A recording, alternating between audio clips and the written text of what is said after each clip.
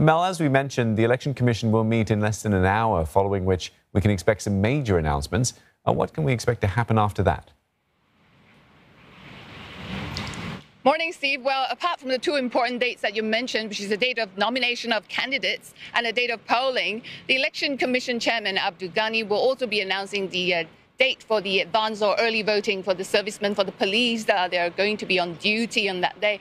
So now, remember the King, Sultan Abdullah Riatuddin, has expressed his wish for the election to be held before the monsoon season begins, with heavy rainfall and possible flash floods expected by the Met Services Department from the middle of November onwards. Well, we'll see how soon can the election be held, number one, and how long the campaigning period is going to be. Now, the last couple of elections, the Election Commission has set just under 2 weeks. We'll see. Now, a shorter campaign period is said to benefit the incumbents. So the Election Commission will be announcing the number of voters eligible to vote, and Malaysia will see a much bigger pool of voters this round, more than 21 million registered voters. That includes the first-time voters, some 5.7 million of them after Malaysia lowered the voting age to 18 and the automatic registration of voters came into effect last December. So the Election Commission has allowed a longer voting time as well. The EC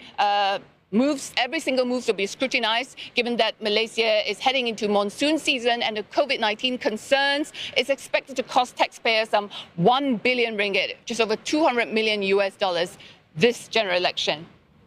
And Mel, we hear political parties will be meeting to finalize their plans once the dates are announced. What do we know of those strategies so far, and what else is in store?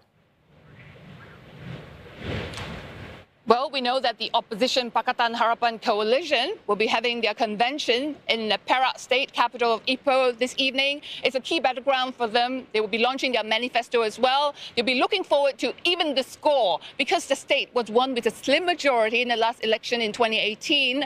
But due to defection and political maneuverings, the mandate was stolen from Pakatan Harapan, they said.